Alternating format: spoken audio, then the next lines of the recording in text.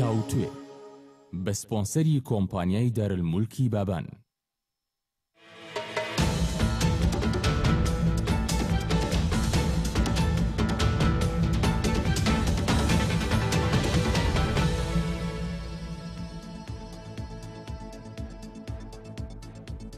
This is NRT Daily News Analysis. سڵاوتان لەبێ بەڕێزان کارزان وسپانم لە ستۆدیۆکارمان لە هەولێری پایتەختەوە لەگەڵتانین بۆ تاوتوێکردنی پرسە گەرم و گرنگەکانی ڕۆژ. لە پەیجی NRT و لە تۆڕی کۆمەڵایەتی فەیسبوک نووسیومە چ شتێکەیە ببێتە هۆی کاراکردنەوەی پەرلەمان. هاوڵاتیەک نووسیوێتی کاراکردنەوەی پەرلەمانمان بۆ چییە لە کاتێکدا گشت بڕیارە گرنگەکان و چارەنووسسازەکان لە مەکتەب سیاسەکانەوە دەردەچن. لە ئێستادا پەرلەمانی کوردستان کارانیە سەرۆکەکەی ڕێگری لێکراوە. کانیش دەڵێن دەبێت پەرلەمانی کوردستان کارا بکرێتەوانێ. لە ئێستاشدا فراکسیۆنی گۆڕان و فراکسیۆنی بزوتنەوەی ئیسلامی کوردستان لە پەرلەمانی کوردستان مانگرتنیان ڕاگەیاندووە وەکو فشارێک بۆ کاراکردنەوەی پەرلەمانی کوردستان. من دەمەزانم ئەمە دەبێتە فشارێک بۆ ئەوەی پەرلەمان لە زووترین وادە و کاتدا کارا بکرێتەوانێ. هەوڵ دەدەم ڕای چەند فراکسیۆنێکی جیاواز وەربگرم.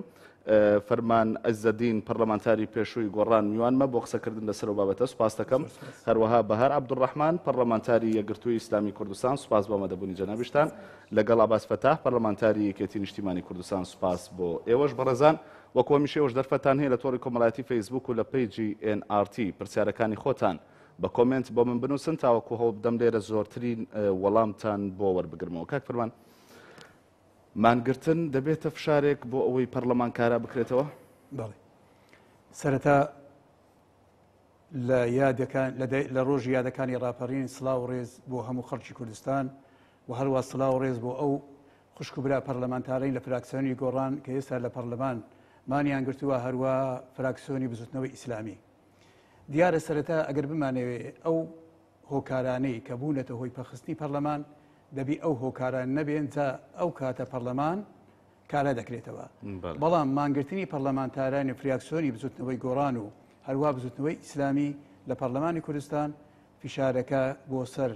هەموو لایەنەکان و بە خودی فراکسیۆنی بە خودی بزوتنەوەی گۆڕان و بزوتنەوەی ئیسلامیشەوە فشارێکی مەدەنیە و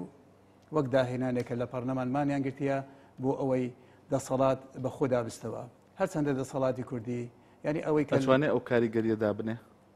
ئەو کاریگەریە وەکو پێویست دانانێ لەبەر ئەوەی دەسەڵاتی کوردی نەدەبینی نەجێ دەگری کە دەسەڵاتێک نەبینی و نەجێ بگری دیارە ئەمەش نەدەبینی و نەجێشیان لێ دەگری. بەڵام وەکو هەبزوتنەوەی وەکو هەر فراکسیۆنێک لە پەرلەمانی کوردستان مافەکی ڕەوای خۆیانە هەموو فشارێکی مەدەنی سیاسی بەبێ توندوتیژی بەبێ کارکردن لە بەرژەوەندی گشتی و خەڵکەوە فشارەکانی خۆیان دەکەن بۆ ئەوەی دەسەڵات بە خۆدا بستەوە بەنیازی ئەوەی کە پەرلەمان کارە بکرێتەوە. من خوازیار بووم و هەموو خەڵکی کوردستانیش خوازیار بوو ئەو دوو فراکسیۆنێک کە ئێستا لە پەرلەمانمانیان گرتیا خۆزگە هەموو فراکسیۆنەکانی دیش لەگەر ئەوان بەگەرگشتیش نەبانە هەر چەند پەرلەمانتارێکیان لەگەر بە ڕەنگ و دەنجی جیاواز بۆچی بەشدار نەبوون. والله ئەوە ڕەنگە والله ئێستا کە یەکەم برادەر کە کۆمیتی نووسی بوو دەرێ بڕیارە گرنگەکان زۆربەی زۆری بڕیارە گرنگەکان لە مەکتەبی سیاسەکان دەردەچی دیارە لایەنەکانیان وەکو مەسەلەن بۆ نمونە کۆمەڵی ئیسلامی ڕەنگە فراکسیۆنی کۆمەڵی ئیسلامی ڕەنگ کۆمەڵی ئیسلامی بی بە هەروە یەکگرتووی ئیسلامی ڕەنگ یەکگرتووی ئیسلامی هەروەیەکی نیشتیمانی کوردستان و تاکو دوای ئەو فراکسیۆنەلێکە لە پەرلەماندا هەن ڕەنگە لایەنە سیاسەکان خوێندنەوەی جیان هەبی لە بۆ کاراکردنەوەی پەرلەمان یعنی خوێندنەوەی جیان هەبی بۆ کارەکردنەوەی پەرلەمان ڕەنگە بۆیە بەشدارییان نەکرد. چونکە بەڕاستی ئێمە لە خولی سێەم جارێکیان لەسەر پرۆژە یاسایەک مانگرت هەر سێ لیستی ئۆپۆزیسیۆن مانگرت هەر هەموو پەرلەمانتارەکەمان مانی کرد. ئەنیشتێکی زۆر زۆر ئاسایش بوو. لێرە و لەوێ برادرانی یەکێتی نیشتیمانی کوردستان بەشداریان نەکرد لە مانگرتنەکەی ئێمە. بەڵام بە تەلەفۆن و بەوە تاکیدیان دەکرد کە مانگرتنەکەتان مانگرتێکی ڕەوایە لەبەر ئەوەی پرۆژەیاسایەکە نەدەباتەکەڕی. سوپاسەکەم بەهەرخان یەکگرتووی ئیسلامی کوردستان فراکسیۆنی یەکگرتوو بۆچی بەشدار نەبوو لەم مانگرتنەدا وەکو کاک فەرمان وتی لانی کەم ئەمە نیشاندانی ناڕەزایەتیە وەکو هەڵوێستێک ئەمە نەوعێکە لە فشار کە ئەگەر کاریگەریش داننێ بۆچی یەکگرتوو بەشدار نەبوو لەم بابەتدا؟ بەناوی خۆی بەخشندە و میهرەبان سڵاو لە ئێوە بیسەران بینەران دیارە هەوڵەکان بۆ کاراکردنەوەی پەرلەمان لەلایەن پەرلەمانتارانەوە ئەتوانم بڵێم چەند هەوڵێک هەبووە لە قۆناغەکانی ڕابردووشە. ئێمە لە هۆڵی پەناگیری چەند مانگێک لەمەوبەر ئەتوانم بڵێم لە سەرجەم فراکسیۆنەکان کۆمەڵێ پەرلەمانتار کۆبووینەوە کە تاوتوی ئەو وەزعمان کرد چۆن ئێمە ڕۆڵمان هەبێت وەکو پەرلەمانتاران فشار دروستکەین بۆ حیزبەکان بۆی پەرلەمان کارا بکرێتەوە. دیارە هەر ئەو کاتە زۆر بەوردی کۆمەڵی خاڵمان باس کرد وتمان ئەگەر ئەم خاڵانەی کە باسی ئەەکەین نەگەیشتە نەتیجەیەک ئەو کاتە ئێمە مان ئەگرین، ینی ئەمە بڕیار بوو یاخود دوای ئەوە جگە لەمانگرتن 56 پەرلەمانتار واژۆ ئەەکەین بۆ هەڵوەشانەوەی پەرلەمان، یعنی تا ئەو ڕادەیە ئەگەر ینی ئاخر حەل ئەوە بێت. ئەو کاتە ڕۆژی ئاڵا بوو بەداخەوە لەو ڕۆژەیە بزوتەوەی گۆڕان لەوێ نەبوون. ئێمە دواتر سەرجەم فراکسیۆنەکان سەردانمان کردن ئەوان لەگەڵمان نەهاتن، ینی بۆ ئەو هەڵوێستە ئەوان لەگەڵمان نەهاتن. ئەم هەوڵانە لەلایەن پەرلەمانتاران لایەنەکانی تر بەردەوام بۆ بەردەوام بووە هەتا دوێنێک ئەو کۆبوونەوەی کرا لە نێوان سەرجەم فراکسیۆنەکانە دیارە ڕاوڕای جیاواز هەبووە لەسەر تەنانەت چۆنێتی داڕشتنی وشەکان کاراکردنەوەی پەرلەمان بە مەسەن ئەوە کێشەکە بووە کە نەگەیشتونەتە نەتیجە. دیارە پارتی دیموکراتی کوردستان مەرجی ئەوە بووە پەرلەمان کارا بکرێتەوە بە گۆڕینی ستافی سەرۆکایەتیەوە، بەڵام بزوتنەوەی گۆڕان پێچەوانەی ئەوە کە ئەبێت کارا بکرێتەوە بە هەمان ستافەوە. کارێکی دیاریکراو هەبوو کە دیارە ئێمە پێمان خۆش بوو، ئێمە پێمان خۆش بوو سەرجەم فراکسیۆنەکان و پەرلەمانتاران بەشداری بکەین لەو مانگرتنا بۆ ئەوەی کاریگەری هەبێت. بەڵام بەداخەوە ئەڵێم کە بزوتنەوەی گۆڕان دیارە ئەوان سوور بوون لەسەر ئەوەی کە خۆیان بەتەنیا ئەو مانگرتنا و پیانەوە دیار بووە کە بڕیاری پیانەوە دیار بووە کە بڕیاری پێشوەختی بزوتنەوەی گۆڕانیان پێ بووە کە ئەبێمان بگرن، ینی بڕیاری پێشوەختیان پێ بووە لەوەی کەمان بگرن. باشە بەس وەڵامی ئەوم بەرەوە ئەوان بۆ خۆیان وتیان کە دەیانەوێت بەتەنیا ئەم مانگرتن ڕابگەێنن یان داوایان لە ئێوەش کرد. فراکسیۆنەکانی کە پێیان وتون وتیانە ئێمە با پێکەوە هەڵوێز وەربگرین با پێکەوە بۆ ئەوی کاریگەری هەبێ، بەڵام ئەوان دیارە بڕیاری پێشوەختیان پێ هەبووە و دیارە لەسەر ئەو چەمکانە فراکسیۆنەکانی تر وەکو ناوەندگیریەک لە نێوان پارتی دیموکراتی کوردستان و بزوتنەوەی گۆڕانە وتیانە وشەکە هەر شتێک بێ ئێمە ئەڵێن کاراکردنەوەی پەرلەمان دواتر بەو ستافەیە بەو ستافە نەبێت ئەوە ئەمێنێتەوە بۆ دانوستانەکان. من ئێستا لەوە تێنەگەشتم، یعنی بزوتنەوەی گۆڕان بۆ خۆی داوای کرد کە بەتەنیا ئەمە بکایانەوەی کە تۆ ئێستا وتت فراکسیۆنەکانی دیکە ویستیان لە نێوانی پارتی و گۆڕانە بمێنەوە وەکو پێشووتر، یعنی بە یەک هەنگاو لە هەردووکیانەوە دوور بن بۆ ئەوەی نەبێ بە بابەتی لایەنگیری. ئەمە بۆ مەسەلەکە ئەو بۆ وەکو باسم کرد لەسەر ئەو وشەیە بە گۆڕینی ستافەکە یان نەگۆڕینی ستافەکە ئەو دوولایەنە نەگەیشتونەتە نەتیجە. فراکسیۆنەکانی تریژ وتویانە تەحسیل حاصڵە با ئێمە بڵین کاراکردنەوەی پەرلەمان بگەینە نەتیجەی کاراکردنەوەی پەرلەمان ئەوە دواتر بەجێ بهێڵدرێت بۆ لایەنە سیاسیەکان بۆ دانوستانەکانی نێوانیان بۆ ئەوەی ئێمە بتوانین پەرلەمان کاراکەینەوە ڕۆڵی خۆی ببینێت کۆبوونەوەکانی ئەنجام بات. چیتر ئەم میلەتە لەم قەیرانە قوڵات نمێنێتەوانێت چونکە ئێستا بەدەر لە کێشە سیاسەکان کێشە ئابوووریەکانیش قوڵ بۆتەوانێ، یعنی لایەنی کەم ئەبێت ئەم بەڵام غیابی پەرلەمان بۆ خۆی هەر کێشەیە قوڵتر دەکاتەوە نیە؟ بێگومان هەتاکو ئێستا گەورەترین کێشەی ئەم هێرێمە مەسلەی چاکسازی داراییە کە ئەبێ بکرێت ئەبێ فەوری بکرێت چونکە لە قەیرانێکی زۆر قوڵین، یعنی بەبێ پەرلەمانیش ئەمە ناکرێت. کەواتە بەبێ کاراکردنەوەی پەرلەمان بەبێ ئەنجامدانی کۆبوونەوەکەی پەرلەمان هیچ هەنگاوێک ناندرێ بۆیە ئەبێ لایەنەکان مەسئولانە مامەڵە لەگەڵ کارەکەیا بکەن. ئەوەی کە ئەمەوێ لێرە ئاماژەی پێبم لە ڕاستیە بنەماکانی کاری سیاسی لە هەرێمی کوردستانە بەداخەوە ئەڵێم کاری سیاسی بنەمای خۆی هەیە ئوسوسی خۆی هەیە ئەم لایەنانە ئەو بنەمایانە ناپارێزن ئەو بنەمانە لەسەر ئەساسی بەرژەوەندی خەڵک بینا ئەکرێ نەک لەسەر حەز و ویست و ئارەزووی لایەنێک و ویستە حیزبەکانی لایەنێک بەڵکو کاری سیاسی لەسەر بنەمای بەرژەوەندی خەڵک بینا ئەکرێ بەداخەوە ئەم ئیرادەیە یەکەم بە دەرەجە یەکەم پارتی دیموکراتی کوردستان بەرپرسیارە کە بەو مەسئولیەتە هەڵناگرێ ئەو هەڵەی کردووە بزوتنەوەی گۆڕانیش لە ڕاستیە عینادیەکی بۆ دروست بووە بۆیە ئەبێ بزوتنەوەی گۆڕان لەبەر خاتری بەرژەوەندی خەڵک مرونەت بنوێنێت. باشە دوای وەڵامەکە لە کاک فەرمان وەرەگرمەوە کاگە باس یەکێتی نیشتیمانی کوردستانیان فراکسیۆنی سەوز لە پەرلەمانی کوردستان بۆچی بەشدار نەبوو لەم مانگرتنەدا؟ باوەڕتان بەم جۆرە لە فشار نییە یان چی؟ بەناوی خۆی گەورە هەرەبان سەرەتا بەبوونەی یادی ڕاپەڕینی خەڵکی کوردستانەوە سەری ڕێز بۆ شەهیدەکانماندا دەنوێنم و هەر لە مناسبەتەش دەمەوێت بڵێم کە ئەمڕۆ یادی بیزە بە ڕزگارکردنی شاری کۆیە کە خۆشم خەڵکی شاری کۆیە مالێرەوە سڵاو بۆ کە سوکاری شەیدان و خەڵکی کۆی و هەموو کوردستان دەنێرم. بێگومان کاکە کازان ئێمە کێشەکانمان ئەمەندە زۆر بۆ لە هەرێمی کوردستان کێشەی سیاسیمان هەیە، یاساییمان هەیە، داراییمان هەیە، شەڕمان هەیە لە وڵاتە وای لێ هاتووە ئێمە کە قسە دەکەین هەم خەڵکی کوردستان متمانەی بە گفتوگۆکانمان نەماوە بەو لیژنانەی کە مەکتەب سیاسیەکانمان پەرلەمانەکانمان حکوومەتمان کە دروستی دەکات متمانەی پێ نەماوە و هەر کۆبنەوەیەک و لیژنەیەک دادەنین ئەنجامی نابێ. هەز دەکەم یعنی متمانەی هاوڵاتیانی خەڵکی کوردستان لەگەر دەسەڵاتدا بەڕاستی پچراوە کە ئەمە ینی خەتەرێکی گەورەیە. پێویستە هەموو لایەنە سیاسەکان بەڕاستی دەبوو لەم ڕۆژەوە ئەمڕۆ کە ئێستا یادی ڕاپەڕینە نەک هەر یەکەمان لە قۆڵێکەوە بکەوینە گیانی یەکتری و قسەکردن لەسەر یەکتری و دام و دەستگاکانی یەکتری داتپێن بێگومان دەبوو ئەمڕۆ هەمومان پێکەوە یادی ئەم یادە مەزنەکە یادی ڕاپەڕینی کوردستانە 25 ساڵ تێپەر دەبێ هەموو لایەنە سیاسەکان پێکەوە دەستمان ناو دەستێک بنایە و پێکەوە هەوڵەکانمان بەستایە گەر لە پێناوی چارەسەرکردنی ئەو هەموو کێشە و قەیرانێکە ڕووی لە هەرێمەکەمان و ناوچەکەمان کردو بە تایبەتی قەیرانی دارایی کە گوزەرانی خەڵکی کوردستان لەو پەڕی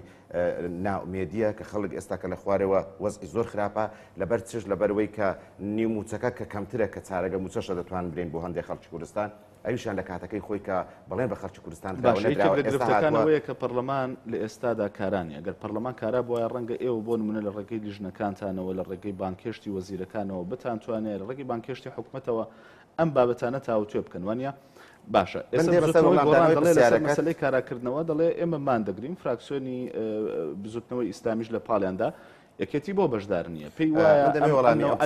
وایەشارەی بەڕێزت دەمەهاتم ویستم ئەمە وەکو پێشەچێک بۆ بەڕێستان باسی بکەم. دیارە یەکێتی نیشتیمانی کوردستان هەم مەکتەب سیاسی یەکێتی نیشتیمانی کوردستان هەم فراکسیۆنەکە یەکێتی نیشتیمانی کوردستان و من بەناوی وانەوە قسە نابەڵام وەکەوەی کە هەموو لایەکمان بیستمانە من بەناوی خۆمەوە لە پێشوو قسە دەکەم دەشتوانم بەناوی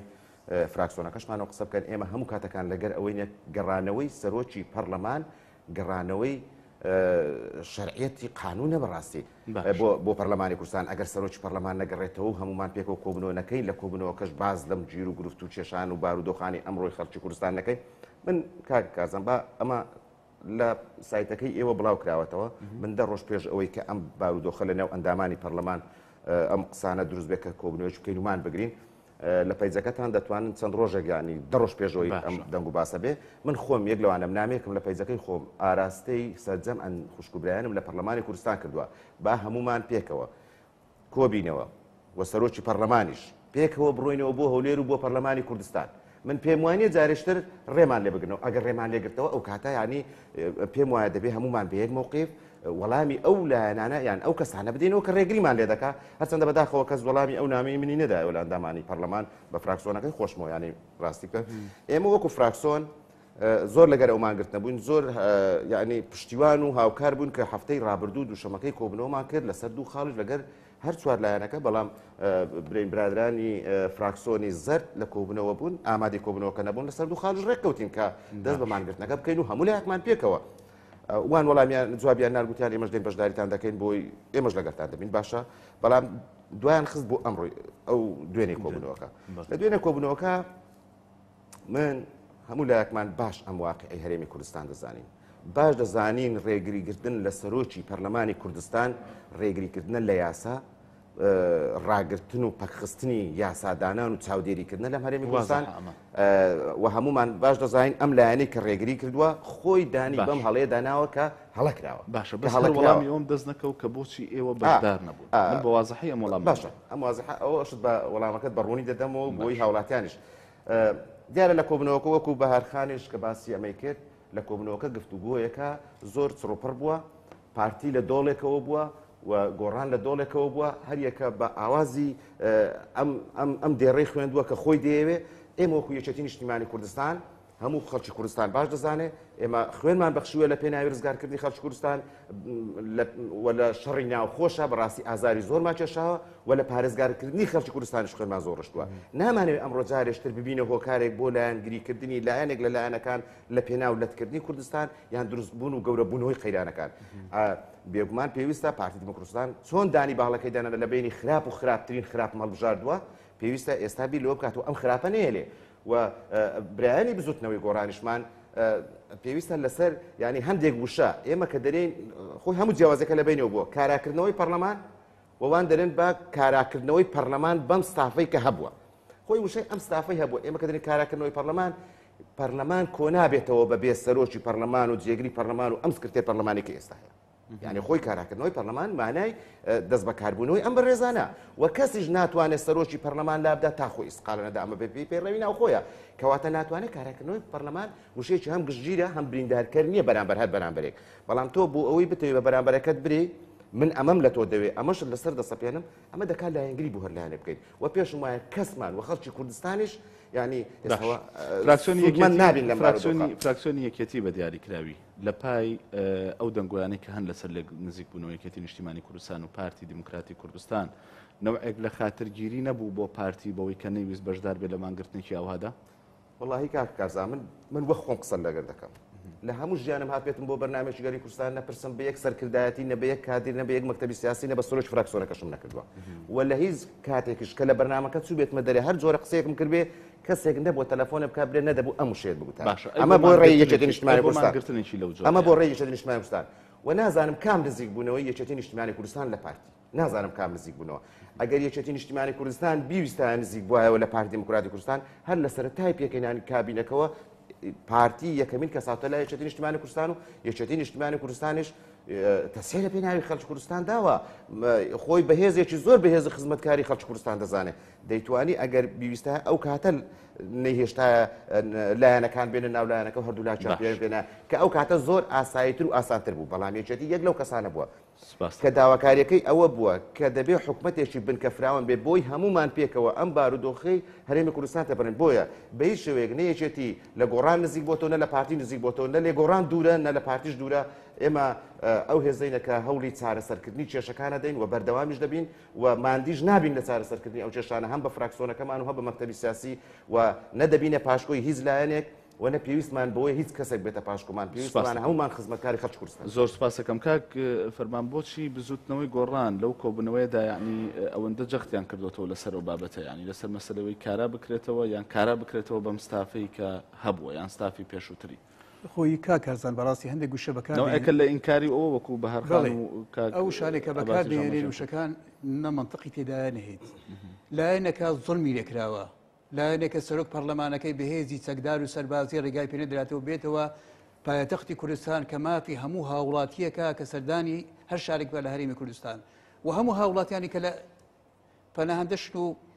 دەربەدریشن لە هەرێمی کوردستان لە هەموو کوردستان دەسوڕێن و بێ ئەوەی کەس ئەوەیان ڕێگریان لێ بکە باشە سەرۆکی پەرلەمان ڕێگری لێ بکرێ وەزیرەکانت دەربکرێن ینی لەگەر ئەوەش بچی تەنازول بکەی لە بۆ پارتیان هەر هێزێکی تر بیتن تەنها لەبەر ئەوەی پەرلەمان کارە بکرێتەوە ئێمە دەڕێین ئەو بارودۆخەی کە دروست بووە پێش دەیدووە ئەو بارودۆخە بێتەوە جێگای خۆی ئەمە هیچ کێشەمان نییە هیچ کێشەک نییە لە پەرلەمان کارە نەکرێتەوە بەڵام پەرلەمان پەک خراوە بەدەستی ئەنقەس تاکو پەرلەمان کارە نەکرێ و هاوچاوی نەکاو پڕاقەبە و چاودێری نەکا لەسەر ئەو هەموو گەندەڵ و خراپەکارێک کە حکومەتی بەناو حکومەتی هەرێمی کوردستان پێ دوایە شەریکە پرۆژەکانتان کەم تەرخەم بوون لەم بابەتەدا لە مەسەلەی گێڕانەوەی سەرۆکی پەرلەمان و کاراکردنەوەی پەرلەمان وەڵڵاهی کەم تەرخەم بوو بێتن بەرامبەر بە گۆڕان کاکارزان خۆی هەموو لایەنە سیاسەکانی هەرێمی کوردستان هەموو تێڕوانین و ئایدیۆلۆژی ڕوئیای تایبەت بە خۆیان هەیە بۆ هەموو ئەو ڕووداوانەی کە لە هەرێمی کوردستان ڕوودەدەین ئێمە ناکرێت لایەنەکە مرزەم بکەین کە بیرڕایەکانی وەکو ئێمە بێ بەڕاستی قەت ناوی مرزەم بکرێ بەڕاستی کاراکردنەوەی پەرلەمان بەستاوی ئێستا یان پەرلەمان کارە بکرێتەوە ئەسڵەن ئەوە خۆی لە خۆیدا هیچ نییە ئەو خوشک و برایە زۆر چاک دەزانن ئەندامی پەرلەمانی کوردستان و یاسا بەزەڵەن بەشە لە گرفتەکە ئەوە بووانێ یاسا مەسەلێ نەبووە مەسەلەی کاراکردنەوە یان کاراکردنەوە بە ستافی پێشووترەوە یەک لە گەورەترین ئەو کێشانەی کە پەرلەمانی کوردستان تێکەوتووە لە کاتێک ئەوانەی کە پرۆژە یاسایەکە بە تایبەتی هەردوو پارتی دەسەڵات لە پێش خولی سێیەم بە خولی سێمیشەوە ئەو پرۆژە پێ یاسانی کە لە پەرلەمان دەرچووە زۆرێک کێشە دروست بووە ئەوجا لەسەر تەفسیری یاسایەکە لەبەر ئەوەی یاسا نابی مەتاتیبی دەقی یاسایی دەبی قەتعیبی کێشەی هەرێم سەرۆکایەتی هەرێمی کوردستان یەک لە ئەشکالەکانی کە تێدایە لە فەقەرەکانی مەتاتیە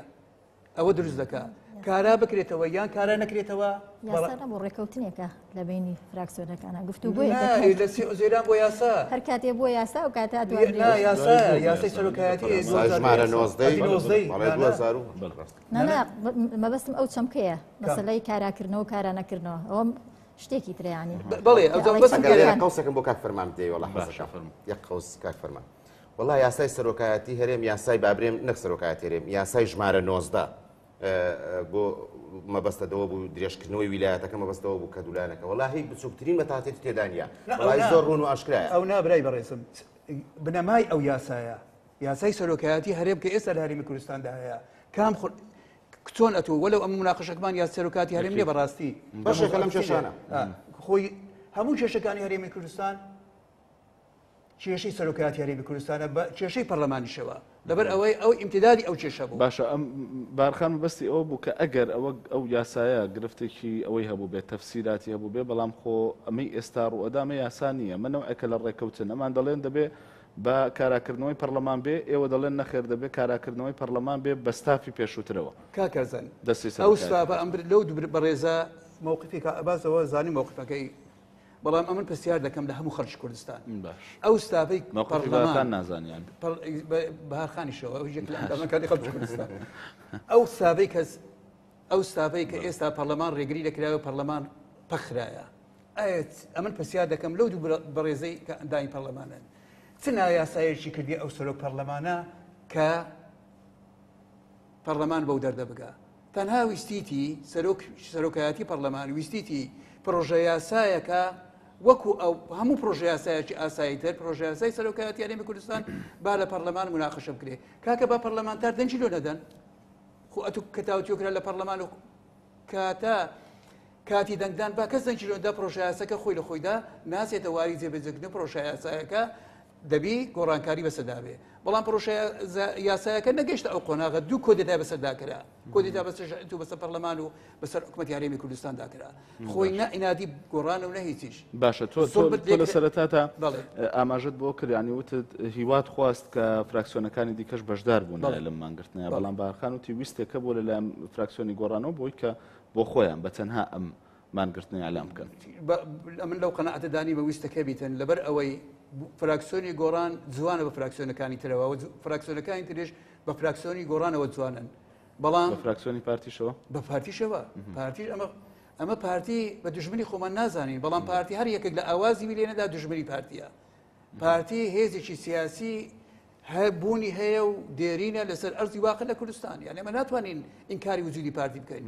بەڵام ئەوە پارتیە هەوڵی ئەو دەدەن وجودی ئینکاری خەڵک بکات باشە بەهارخان زۆر بەڕاشکاوە نامەوێ پێم بڵێ ئێوە وەختی خۆی شەریکە پرۆژە بوون لەگەڵ بزوتنەوەی گۆڕان و یەکێتی و کۆمەڵیش حتمەن بۆ مەسلەی یاسای هەمواری یاسای سەرۆکایەتی هەرێمی کوردستان لە ئێستادا دیسان وەکو پێشوو دەپرسمەوە کە بەشداری مانگرتنێکی لەم جۆرە ناکەن هۆکارەکەی ئەوە نییە ترستان هەبێ لەوەی کە چی بەسەر گۆڕان هات بەسەر ئێوەش بێ ترس نییە لە ڕەتفعل نەخێر بێگومان لەبەر ئەوەی کە ئێمە ئێستاش وەکو خۆمان وەکو یەکگرتووی فراکسیۆنی یەکگرتووی ئیسلامی کوردستان سوورین لەسەر ئەو پرۆژەیە خۆمان کە هەمانە هەتا ئەم لە حەزەیەش سوورین لەسەری ینی پرۆژەمان تەقدیم کردووە من حەزەکەم ئاماژە بە شتێک بم کاتێ کە بەڕێز کاک مەسعود بارزانی پاڵپشتی یاسایی نییە بە دەرەجەی یەکەم نەنگیە بۆ پارتی دیموکراتی کوردستان نە نەنگیە بۆ گۆڕان نە نەنگیە بۆ یەکێتی نە بۆ یەکگرتوو نە بۆ هیچ حیزبێکی تر بەڵکو نەنگیە بۆ خۆیان لەبەرەوە ئەبێ خۆیان چارەسەری بکەن بۆیە ئەم بار هەڵگرتنەی هەموو حیزبەکانی تر بە یاسای سەرۆکایەتیەوە یعنی پێم وابێ لە جێی خۆیان نییە بێ پارتی دیموکراتی کوردستان بێ تەکلیفکە لە لایەنەکانیکە بڵێ من ئێمە پاڵپشتی یاساییمان بۆ بەڕێز کاک مەسعود نەماوەرین هاوکاریمان بکەن مەسەلەن بە هەر سیاغەیەک ئەبێ داواشتان لێ ناکەن و هاوکاریشیان نەکەن ئەوەش ناکەن بێگومان کە ئەمە ڕەخنەیە کە ئاراستەی پارتی دیموکراتی کوردستان ئەکرێ کە بەڕاستی ڕخنەی ئاراستی ئێوە ژەکرێ ئاراستی یەکگرتوش دەکرێت یەکێتی ژەکرێت کۆمەڵی ژەکرێت ئەڵێم پێش ئەوەی نەنگی بێ بۆ هەر لایەنێکی سیاسی تر نەنگیە بۆ پارتی دیموکراتی کوردستان کە سەرۆکی هەرێم سەرۆکی پارتی دیموکراتی کوردستانە پاڵپشتی یاسایی نەبێ بۆ ئەوەی کە سەرۆکی هەرێم بێت بەڕاستی ئەمە نەنگیە بۆیە ئەبێ خۆی زیاتر لە خەمی ئەوەیە بێ بۆیە من ئەڵێم ئەبێ بژاردەکان زۆرن لە بینی هێزە سیاسیەکانە کە لەسەری ڕێبکەون ینی تەنها یاسای سەرۆکاتی ڕاستە ئەمە کێشەیەەکە بەڵام ئێستا لە قۆناغێکین کە هەرێمی کوردستان بە قەیرانێکی زۆر قوڵی سیاسی ئابووری تەنانەت کۆمەڵایەتی دەرونی هەموو قەیرانەکاناتی ئەپەڕێ بژاردەکان زۆرن کە لەسەری ڕێبکەوین یعنی با ئێمە ڕێبکەوین ینی کاراکردنەوەی پەرلەمان با جارێ لەم دۆخەیە بەس لە قەیرانی ئابووری بکەین کە ئێستا کێشەی هەموو هاوڵاتیەکی ئەم هەرێمی کوردستانەیە بەبێ کاراکردنەوەی پەرلەمان چۆن باز بکرێت ئێمە داوا ئەەکەین بە لەیەکی سەیە کە ئەبواە پەرلەمان کۆبوونەوەی خۆی بکات ئەم مبادرەیە نەمان بیدی لە طبعاً سەلاحێتی کوێیە سەرۆکایەتی پەرلەمانە کە هەستن بەم کارە و بانکێشتی پەرلەمانتاران بکەن نەمان بینی نە سەرۆکی پەرلەمان خۆی ئەم مبادرەیە بکات پەرلەمانتاران بانکات نەجێگرەکەی کەسیان کەواتە ئەم دوولایەنە حەست ئەەکەیت کە ئەیانەیە ئەم دۆخەت درێژەی بەس خۆمە پێویستی بە قووەتی قانونی هەیە یعنی بێ پەرلەمانتار و فراکسیۆنەکان ئاوکار بن ئێوە بەشدار نەبن لە مانگرتنێکی فراکسیۆنی گۆڕانە سەرۆکی پەرلەمان داوا بکە پەرلەمان کۆبوونەوە دەچن زۆرتان دەبێ ئێمە باسی چیەکەین باز لە کاراکردنەوەی پەرلەمان ئێمە ئەڵێن ینی ئێمە کێشەکەی دوێنێشکە ئەمەی نەکات باز لە کاراکردنەوە بکەین ئەخرە و کات ناڵێن لەبەر تێکنەچوونی دۆخەکە و تێکنەچوونی یان ڕەوشەکە نائاز بۆ ئەوەی ڕەوشێکی ناساینێتە ئاراوە بەشداری ناکەین ئەو کاتەوە قسێ ناکەن سیرە ئێمە ئەمانەوێت پەرلەمان کاراکەینەوە بۆ ئەوەی ئەو قەیرانە قوڵە سیاسی و ئابووری کە لە هەرێمی کوردستانە هەیە پەرلەمان قسەی جددی هەبێت ئێمە نامانەوێت پەرلەمان بێت دیسانەوانێت بە شێوازێک بەو پێکدادانەی کە هەبووە بەو شێوازەی کە هەبووە بەڵکو ئەمانەوێت پەرلەمان کۆ بێتەوە لەسەر لە هەموو شتێکە ئەولەوێت هەیە ئەولەوێتی ئێستا هەرێمی کوردستان چییە کە ئێمە قسەی جددی لەسەر بکەین ئایا لە ئێستاە هەر ئەگەرچی سیاست و ئابووری دووشتی زۆر تێ هەڵکێشت قەت ناتوانانی لێکیان جیا بکەیتەوە بەڵام ئێستا لە هەرێمی کوردستانە قەیرانێکی قوڵی ئابووری هەیە پێویستمان بەوەیە کە ئەمە هینکەیانی بژاردەکان کە ئەڵێن بژاردەکان زۆرن لە پەرلەمان کارا بکرێتەوە ئێمەش باز لەوە ئەەکەین ئەمان بە دووشت بە شتێکەوە گرتویانە ینی هەم پارتی دیموکراتی کوردستان هەم بزوتنەوەی گۆڕان یعنی تەنازول لە هیچ شتێکی خۆیان ناکەن سیاست دوا ناکرێ سیاست یعنی دانوستان سیاست یعنی مرونەت سیاست یعنی لە یەکتر گەیشتن سیاست یعنی قبولکردنی یەکتری پارتی دەبێت تەنازول لە چی بکە و بزوتنەوەی گۆڕان دەبێت تەنازول لە چی بکە پارتی دیموکراتی کوردستان هەڵەیەکی کردووە خۆشیدانی پیاناوە کارێکی نایاسایی کردووە چونکە سەرۆکی پەرلەمان سەرۆکێکی شەرعیە موسسەی پەرلەمان موسسەیەکی شەرعیە ئەبێ پەرلەمان ڕۆڵی خۆی ببینێتەوە ئەبێ ئەو چارەسەری ئەوە بکە بزوتنەوەی گۆڕانیش ئەبێ مرونەت بنوێنێت بە هەمان شێوە بە بێت بە ئەرکەکەی خۆی هەستێ ئەو کاتە هەر لایەنێک پاڵپشتی نەکرد ئەو کاتە پەرلەمانەکە چییە بۆ منە گەرداوەکەن سەرۆکی پەرلەمان بگۆڕێ دەبێ بگۆڕن ئەوە مرونەتە بۆ منە بۆ بزوتنەوەی گۆڕان مەرجنیە با دانوستان بکەن بگەنە نەتیجەیەک باشە ینی خۆ لە دانوستانە ڕەنگە ئەوەشی تیا هەبێ من نازانەوە ئەوە پارتی دیموکراتی کوردستان و بزوتنەوەی گۆڕانە ئایا بەڵام قسەکە لەوەیە کە ئەبێ لە سیاسەتە ئەبێ مرونەت هەبێ ئەبێ لە یەکتر گەیشتن هەبێ ئەبێ ڕێزگرتن لە یەکتری هەبێ ئەم دوانە هەر یەکەیان قسەی خۆی ئەکات یعنی ئیتر ئەو خەڵکە ئەم دوانە لە دۆڵێکن و خەڵکی لە دۆڵێکی ترە ئێستا خەڵکی قەیرانی تری هەیە کێشەی تری هەیە یعنی تەنانە دوای لێ هاتووە ینی خۆ ئەمە قسەیەک نییە کە هینێ وای لێ هاتووە ینی باسی یاسای سەرۆکاتی کە گەورەترین کێشەیە و فعلەن گەورەترین کێشەشە بەڵام خەڵکی کوردستان ئێستا باکی نییە چێ سەرۆکی هەرێمە و چێ سەرۆکی پەرلەمانە و چێ سەرۆکی حکومەتە ئەو ئەوێت ژیانی باشکەیت بۆیە ئەبێ هێزە سیاسیەکان لەسەر ئەمە ڕێبکەون چۆن ژیانی خەڵک باشکەن ئەوە پیاچوونەوەی ئەوێت چۆن ڕێ ئەەکەون لایەنەکان بەسەر ئەوە پیاچوونەوەی ئەوێ من پێم وابێت کاتێک کە پارتی دیموکراتی کوردستان و بزوتنەوەی گۆڕان ئاوا هەر یەکەیان کەوتووە بەقینە لەبەرەوەی بەئانی بە کاتی لە بەرژەوەندیانە پارتی دیموکراتی کوردستان دەست لە بەرژەوەندی گۆڕانیشە هەردووکیان لەبەرەوەی پارتی دیموکراتی کوردستان دەستی گرتووە بەسەر سەرجە موسسات لە هەرێمی کوردستانە پەرلەمانی پەک خستووە بەرژەوەندی گۆڕانیش ئەوەیە کاری لەسەر عاتیفەی خەڵک کردووە شارعی جوڵانوە کە ئەمە یەکێکە لە سەحرەکانی گۆڕان کە هەمیشە ئیشی لەسەر ئەکا عاتیفەی خەڵک ئەجوڵێنێ ئەم پرسیارەی هەبوو وەختێکی تریش سەرنجی ڕاکێشامەوەی کە ئێوە لە دۆڵێکن خەڵکیش لە دۆڵێکە بۆ نایەنەوە سەرەتا من دڵنیا مسەڵدەسەد سەرۆکی پەرلەمان لە خولی یاسادانانی تازە کە دەکایکی سێوە بانگشتی پەرلەمانی بکرد بە نیسابی قانونی پێتاوە نەدەکرا ئەمە دڵنیانی 100% لەبەر ئەوی بانجی پەرلەمان دەکرا یعنی ئەوە دڵنیانە لەوەری دڵنیان بۆ نمونە چه فراکسیۆنێک ئەوە دڵنیانی ئەوە فراکسیۆنەکان بەخۆیان زۆر چاک دەزانە کۆبوونەوە جیاوازە یەگرتو دەڵێ با بانگی بکردینایە با ئەوەی بکردای ئەلانی بکردای ئەمە حزۆرمانە کاکە کارزان ئەو بەڕێزان دەزانن ئێمە پێشینەی ئەو کارەمان هەیە بانکردنی سەرۆکی پەرلەمانەیەکی سێوە کە دەوری خولی یاسادانانی تازەیە نەیدەتوانی نیسابی قانونی تەواو نەبوو لە هەر جێگایەکی بکرا ئێمە حزۆرمانە بوو خاڵی ئەمە نازانم هەدایان بوون ئەمە دڵنیانە نەدەبوو دڵنیان چۆن نابوو نیسابی قانونی نەدەبوو نابوون لە یەکێتی بەشدار نیسابی قانونی نەدەبوو چێ دێچێنایە ئەمە دڵنیا بوو نیسابی قانون نەدەبوو لەبەر ئەوەی ئێستا لایەنەکان زیاتر لە کاتی 23 لە 23 زەیران زیاتر ئێستا لە ژێر فشاری پارتین و زیاتر نزیک بووینەوە لە پارتی هەموو لایەنەکان لۆ خۆیان لایەنەکان هەمویان نیوەیان هەندێکیان هەندێک لە فراکسیۆنەکان خردەبا خەڵک بیزانێ ئەمە قسە بۆ خەڵکەکەی بەڵێ هەموو لایەنەکان ئێستا زیاتر مجاملەی یەکتر دەکەن بەڵام لەسەر ئەو پرۆژێ نانا ئەکید دێمەلا زیاتر وەرگێڕ قسەکاری خۆم تەواو بکەم بەڵێ ئەوە خاڵی یەکەم خاڵی دووەم ئەمە هیچمان نەگرتیە ئەمە هیچمان نەگرتیە تەنها بۆ ئەومان گرتیە ئێمە وەکو گوتم زوڵمان دەکرایە دەمانێت زوڵمەکە بیتەوە جێگای ئێوە مستەفیدن لەم دۆخە ئێمە مستەفیدتان لە عاتیفەی خەڵک کردووە باڵێ کاکارزان مەسەلا نا سۆز و عاتیفەی خەڵکەونە هیچیش با ئەو برادەرانەی کە دەرێن سۆز و عاتیفەی خەڵکە با بێن لەگەر فراکسیۆنی گۆڕان نیسابی قانونی تەواو دەکەین سبەینی هەفتەی دادێتن کە دەکا ڕۆژی یەکشەمیان دووشەم زانە سەرۆکایەتی پەرلەمانت هەیە لەوەی ئەوان حزوریان هەیە بەڵێ فراکسیۆنەکان بۆ ئەوە کۆبوونەوەوانێت داوایان کردووە کە بۆ ئەوەی کە کاراکردنەوەی پەرلەمانی عەلی چی پەرلەمان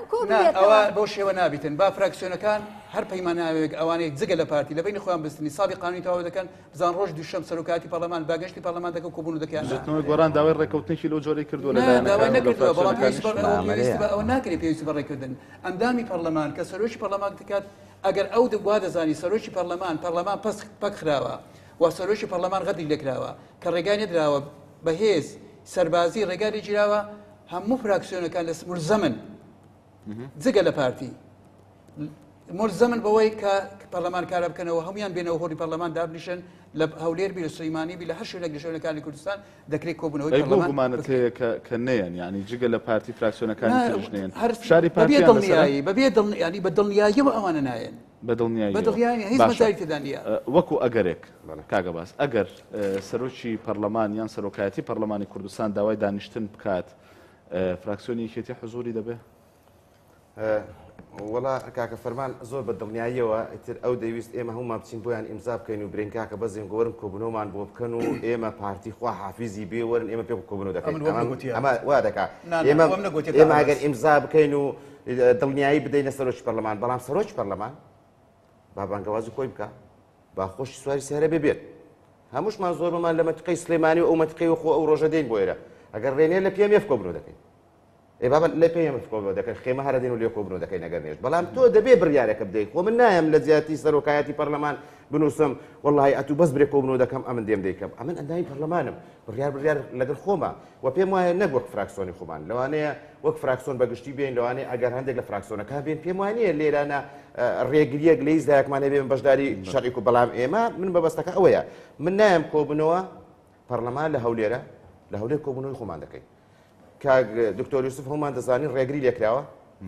حەقی خۆیەتی بگەڕێتەوە ئێرە ئەگەر ئەم جارە هات و ڕێگری لێکرا ئیتر بەڕاستی پرسیارێک نامێنێتەوە ئێمە برین بۆچی ڕێگری بەڵام من دەمەوێت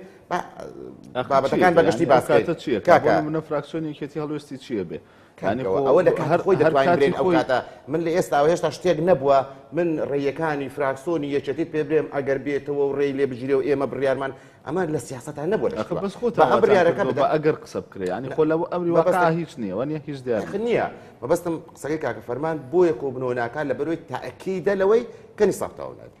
بەڵام تۆ با تەواو نەبێت تۆ وەکو سەرۆکی پەرلەمان حەقی شەرعیتیە بانگەواز بکەیت حەقی شەرعیتیە دەستەی سەرۆکایەتی پەرلەمان بانگەواز بکەن بۆ کۆبوونەوە ئەگەر تەواو نەبوو خۆ ئۆبارەکەی ناکەوێت ئەستۆی سەرۆکایەتی پەرلەمان و سەرۆکی پەرلەمان ئۆبارەکەی دەکەوێتە ئەو ئەندامانەی کە ئامادە نابن لەم کۆبنەوەی پەرلەمان وەک جاریتر چۆن ئێمە دیار بوو چێ بەشداری کردووە چێ بەشداری نەکردووە باشە بە زەحمەتە ئەو دڵنیایە بدرێتە بۆ نمونە سەرۆکی پەرلەمان یان سەرۆکایەتی پەرلەمان بۆی کە بەشدار دەبنیان نە بۆ بەشدار نابین با بێسبێنە کۆبنەوە کەم بەشدار دەبن هەر باسبێنە بێ بڕیار بوو ماوەی 4 ساعت یەکەم کەس لەوەڵی پەرلەمانەکە دەبم هەمووتانیان بەستەوە من نزانانی چۆنە لێرەوە ئێستا کە شتێک لە گۆڕە نەبووە دوێنێکە پێکەوە گفتوگۆ یەکمان کرد بێ بۆ ئەوەی بزانین ئایا ئەو دێ ئەو ڕێهیچی ئەمە بەسیسیە دوێنە کردان بەس نەگەشتن ڕێکەوتن گفتوگۆ ئەمە سەرۆکی فراکسۆنەکان گفتوگۆیان کرد لەسەر ئەمەی کە بامان بگرین لە چۆنمان بگرین فعلەن برادرانی گۆڕان من نامەوێت زۆر ئەوەندە من باش بە حاڵی خۆم نەباوەڕم ئەوەندە بە مزایدەیە بە مزایدەکردنە وڵاتی ئێمەی کاول کردووە ئەم حیزب لەسەر ئەم حیزب من وام کرد من وا دەکەم منمان دەگرم منمان ناگرم تێدەگەی ئەمانە کۆ دەبنەوە ئەمانە هەمووی مزایدێ کاکە هەمووی مزایدێ باوەڕ کە ئەگەری ئەوەی یەکێتی نیشتمانی کوردستان ئەوەی منش دەیکەم مزایدێ هەر یعنی هەر ئەوەی پێمان وایە سبەینی حملەی انتخاباتەوە انتخابات دەکەین لەو انتخاباتە وەڵام من موقیفم باشە وەڵام من قسەی باشترم کردووە وەڵام من بەرنامە و پرۆژەی باشم هەبووە بەڵام حکوومەتەکە بۆی جێبەجێ کاکە ئەم حکوومەتی چۆن هی منە ئەو هەژیە گرتووە من 5 وەزیرم هەیە ئەمە 3 هەیە کۆمەڵ 2 هەیە گۆڕان 4 و سەرۆک دەستەیەکی هەیە پارتی 5 هەمومان بەشدارین خۆ ئەم حکوومەتەنەی کردووە ڕاستە ئەمنش دەرێم یەکێتی نیشتمانی کوردستان لە بناغی ئەم حکوومەتەوە دەستی پێ کردووە بەڵام هەست دەکەین غەدرمان لێکراوە زۆر لە ئەندامان و خەڵکی یەکێتی نیشتمانی کوردستان کە ئێستا گلەیان لە یەکێتی هەیە لە سەرکردایەتی یەکێتی هەیە لەبەرەوەی بەڕاستی ئێمە شەریکێکی ڕاستەقینەی پارتی دیموکراتی کوردستان نەبووین باشە من لەسەر ئەترافی خۆت حەزەکەم لانیکەم بۆ دەنگدەرانی خۆت خەڵک دەنگی بە ئێوەدا و لانیکەم بە تۆدا بۆ ئەوەی بچی لە پەرلەمان و مزایدەی بۆ بکەی ئاساییە بەرامبەر بە دەنگدەرانی نەخێر بۆی دەنج نەداوەت ئێمە دەنجی بۆیدا ئێمە چاودێریەکی باشی ئەم حکوومەتەی ئێستا هەرێمی کوردستان بکەین کە بەڕاستی ڕێزم هەیە ئەم حکوومەتە پڕ بۆ لە گەندەڵی پڕ بووە لە بڕیار و ڕێنمایی ناڕاست کە بەڕاستی خەڵک متمانی پێدەماوە بە نمونە پێت دەرێت خەڵک لانیکە متمانیا بە ئێوە کاکە متمانەی داوە بە ئێمە بەڵام ئەوە دەسەڵاتێکە هەموو خەڵکی کوردستان دەزانێت ناوی پارتیە تێدەگەی بە چەکدارەوە سوول لە پردێ ڕێی لە سەرۆکی پەرلەمانەکەم گرتووە من هەموو ڕۆژە دێمە پەرلەمان هەموو ڕۆژە دێم لە لیژنەکەی خۆم دادەنیشم تێدەگەی کە سەرۆکی پەرلەمان نەیە ئیمزا بکە برێ کۆبنەوەی من چ بکەم من دێم لە ڕاگەیانەکەی تۆ قسە ڕاستەکەی بۆ خەڵک ڕوون دەکەمەوە ئەوەندەی لە توانە و دەسەڵاتی مندا بێت لە هەر شوێن و قوشبنێک ڕاستێک ناڕێکیەک گەندەڵیەک ناسایە کرابێ ئەگەر خۆت دەواازە و ڕاگەیانەکەی پەرلەمانی کوردستان نەمابێ ئەم کەناڵی جەنابتان یەک لەو کەناڵە هەرە دەتوانم برێم گەشتبینانەیە کە ڕاستەکانی بە خەڵک گوتووە ئێمە نەوەتەر دێم ڕاستەکەت پێ دەرێم پارتی ڕێگای لە سەرۆکی پەرلەمانەکەم گوتووە بۆیە من کۆ نابمەوە ئەمە یەک بەڵام ئێمە واقعەکە بە ئەوەشیان بە خەڵک برێم ئەگەر هەندێک خەڵک ئێمە کێشەمان هەر سەرۆکایەتی پەرلەمانیە حکوومەتمان کێشەیە سەرۆکایەتی هەرێممان کێشەیە ئێمە کێشەم من بەڕێزکار دکتۆر یوسف بەڕێزکار مەسعود نییە ئەوان سەرۆکی پەرلەمان دەبن یان سەرۆکی هەرێم دەبن من کێشەم دام دەستگاکەی کە ناوی دەکوترێت سەرۆکی هەرێم سەرۆکایەتی هەرێم سەرۆکایەتی پەرلەمان سەرۆکایەتی حکوومەت چێ دەبێتە ئەم سەرۆکە بوو ئەگە من پەرلەمانیش کارە بکەمەوە سەرۆکایەتی هەرێم چارەسەری بۆ نەدۆزینەوە ئێمە دەتوانین پەرلەمان کۆبنەوە بکەین و یاسا دەرکەین بە پێ یاسا ناتوانین بیکەین چونکە ئەم یاسایە دەبێت بچێ ئیمزا بکرێت لەوێ ئێتو کە سەرۆکایەتی هەرێمت چارەسەر نەکرد اینجا ئەم چارەسەرکردنا سبەینی با بڕیاردەین هەڵبژاردن بۆ سەرۆکی هەرێم دەکەین هەمومان ڕێک دەکەین لەسەرەوەی هەمواری سەرۆکایەتی یاسای سەرۆکایەتی هەرێم بکەین و لەناو پەرلەمان دایبنین هەمومان پێکەوە بڕیارە دەین بۆ کاک مەسعود جارێک کە بۆی درێژەکەینەوە ئیتر کام بڕیار لایەنە سیاسیەکان ئێستا کە نابێ برین پەرلەمانی کوردستان چونکە هەموو چۆتە لایەنە سیاسیەکان گرنگەوە دەبێت ئێمە هەموو چارەسەرەکان پێکەوە بکەین دەنا ئێمە نەمانتوانێت چارەسەری بنەڕەتی کێشەکان بکەین بۆیە کاکە کارزان ئێمە وەکو ئەندامانی پەرلەمان بەڕاستی چونکە جگە لەوەی کە ئێمە هەر یەکەمان لە حیزبەکەی خۆمان لەوانەیە لەوێش جارێک بە کاندید کراوین بۆی ببین بە کاندیدی لیستەکەی خۆمان ئێمە خەڵکی کوردستان دەنجی پێداوین مەرز نییە ئەوەی دەنجی داوەتە من یەکێتی نیشتمانی کوردستان بێ لەوانەیە زۆرترین خەڵکی یەکێتی نیشتمانی کوردستان دەنجی داوەتە بە من بەڵام لەوانەیە وەک خۆم پێی وا بێ دەتوانم پەیامەکانی بگەێنم دەتوانم ئەوەی کە ئەو دەیە من بیگەێنم بەڕاستی ئێمە تووشی ئیحرازیەک بۆتین لە دەستی هەم حیزبە سیاسیەکانمان بەگشتی لە پێشەوە با برێم یەکێتی نیشتمانی کوردستان بزوتنەوەی گۆڕان کۆمەڵ یەکگرت و ئەنجاکە پارتیش هەمومان بەڕاستی وەکوان ئەم دووەکم خوراوە هەر خۆمەزات بەڕاستی هەمومان دۆشی ئەحرازی دەستی پرسیاری خەڵک بۆتین یعنی لەبەروەی کەی کۆ دەبینەوە هۆکارەکەی کۆ نابنەوە و بە تایبەتی ئێستا خەڵکمان کردوتە دووبەرە تقریبا وا هەموو خەڵک هەرێمی کوردستان هەتا خواری خوارەوە دابەشمان کردووە هەموو خەریکی سیاسەتە بەرەیەکیان کەوتوتە ئەم بەرەی کە پێی دەرێن زۆنی زەرد بەرەیەکیان کەوتە ئەم بەرەی کە پێی دەرێن زۆنی سەوز ئەجا لەوانەیە هەر حیزبێک بێوێ لەم بەرەی خۆی بکاتە قوتە حیزبێشتر لەلایەشتر لەبەرەوە بەڕاستی ئێمە پێویستە ئەم بارودۆخانە هەوڵ بدەین بە ڕاستگۆیانە لایەنە سیاسیەکان نەک ئەگە یەکێتی لەگە پارتیکۆ بۆ برین ئەها ڕێککەوتن یەک دوو جار جەنابی کاک نەشیوان بەتەنیا لەگە کاک مەسعود کۆبووە دەماگوت ئەها ئەوان ڕێککەوتن یان یەکگرتو ڕاستە پێنج کەسیان ناتن بەڕاستی خۆزگە هەردەیان ناتنایان هەمیان بەهاتنایە ئەمە کێشێک بەڵام لەوانەیە ئەمەشان ئەوەیەکی خێری دابێت بە مەوزوعەکە لەوانەیە کێشەکە زۆر گەورەتر بووە لەوەی کە ئێستا باسی دەکەین کە جێڕانەوەی سەرۆکی هەرێمە سەرۆکی پەرلەمانە بۆیە هەوڵ بدەین هەمومان ڕێگە چارە بدۆزینەوە قسەی خێر بکەین هەمومان خۆشی بە پەیامەکەی سەری ساڵی و کاگنێسیریش دەرێت جەنابی سەرۆکی هەرێم پشتیوانی یاسایی نێماوەکەم چەند کۆمنتێک دەخوێنمەوە پرسیارمێ بەهارخان لەسەر کاراکردنەوەی پەرلەمان عادلبێنی نووسیوێتی یەکگرتنی چوار لایەنەکە بەرامبەر بە پارتی وا دەکا پەرلەمان کارا بکرێتەوە سعید سەلام نووسیوێتی گۆڕان دەستبەرداری دکتۆر یوسف بێت سەرۆکایەتی پەرلەمان بگۆڕدرێت پەرلەمان کارا دەبێتەوە محەممەد شاسوار نووسیوێتی پەرلەمان ئۆتۆماتیکی کردووە خۆی چاک دەبێتەوە پێویست ناکات سەری خۆمانی پێ و بێشێنین علی ئەحمەد دەڵێ ئەم وڵاتە بێ سەرۆکی پەرلەمان و بێ سەرۆکی هەرێم ناڕوات بەڕێوە ئەمانە کۆمەڵێک کۆمنتن دیارەکە هاوڵاتیان سەرنجی خۆیان داوە لەسەر مەسەلەی کاراکردنەوەی پەرلەمان ئێوە شەرخەریکی مزایەدەن وەکو کاک ئابازوتی خۆی لە ڕاستەیە مزایداتی سیاسی هەیە بەڵام ئەمە دیوێکی تری بخوێنینەوە دیارە هەر حیزبێکی سیاسی کە دوجار بڵێن ئەم حیزبە سیاسیانە کێ بڕکەی ئاکەن لە هەڵبژاردنا و پەرلەمان پێگەهێن فراکسیۆنەکان هەر یەکەمان دید و بۆچوونی جیاوازی هەیە بۆ شتەکان ئێمە لەسەر چۆن ئەم دیدە جیاوازانە کۆ ئەەکەیتەوە لە بەرژەوەندی خەڵکە ئەوە خاڵە گرنگەکەیە ئەمە لە هەرێمی کوردستانە نەکراوە یعنی هەر لایەنێک ئەوێت بەرژەوەندەکانی خۆی فڕسکات تحقیقی بەرژەوەندەکانی خۆی بکە کە ئەمە جێگەی ئەسەفە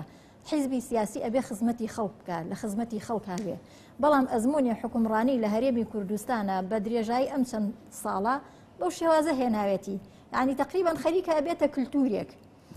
یەشێک لە گرفتەکانی ناو پەرلەمان ئەو مزایدە سیاسەیە کە کاک عەباس باسی ئەکات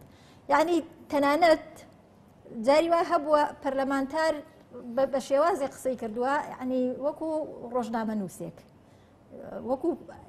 وەکو پەرلەمان ڕۆڵی خۆی هەیە ئەرکی خۆی هەیە نابێ شتەکان تێکەڵ بکەین دوای ئەوە کاتێک کە ئێمە ئەبینە پەرلەمانتار ئێمە پێشتر هەر یەکەمان لە حیزبێکی سیاسیا بووین کادری حیزبێکی سیاسی بووین لە چوارچێوەی یەک حیزبە کارەکانمان ڕاپەڕانوە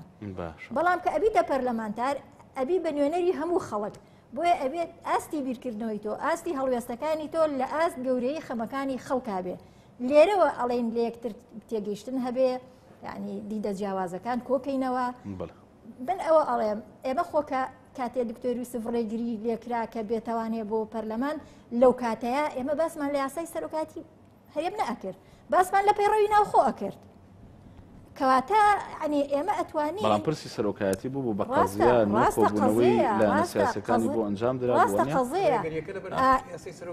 هەر لەبەرەوە بابەتە نەبوو بنەگەڕێبەوە بۆ ئەو لایەنە بۆ ئەوەی کە لە سەرەتاوە وتم کە لە هەرێمی کوردستانە ئوسوس و بنەمای سیاست و حکمەتی سیاسی بە خەرج نەدراوە ئێمە لایەنەکان ئەمانتوانی لەسەر دەستور ڕێ بکەوین لە جیاتی ئەوەی ئۆتۆماتیکی پرسی سەرۆکی هەرێمی حەلە کرد بۆ ئەوەمان نەکرد بۆ گۆڕان ئەو کاتە ئەوەی نەکرد پێداگیری لەسەر ئەوە باشە من ئەو وەڵامی لێ وەرەگرمەوە هیچ کاتم نەماوە بەس ئەمەوێت لەسەرەوە وەڵام بێتەوە گومانی هەیە لەوەی یەکگرتو حزوری هەبێ ئەگەر سەرۆکی پەرلەمان داوای کۆبوونەوە بکە زۆر بە کورتی وەڵام سەرۆکی فراکسیۆنەکەمان لەوێ بۆ ئەوەی کە هەموو پێکەوە دانیشن بۆ ئەوەی کە کۆبوونەوەی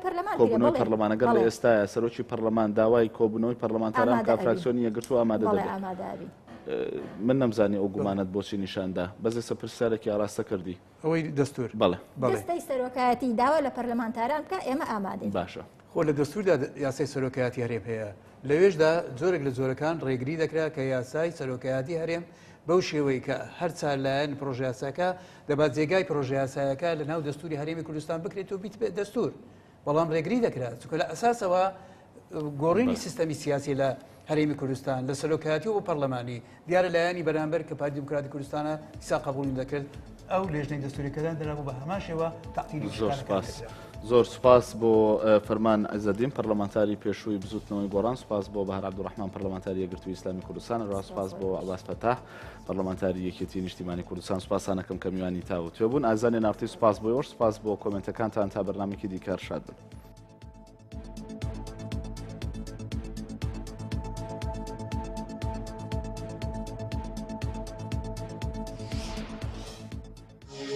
تاوتوێ بە سپۆنسەری کۆمپانیای دارالمولکی بابان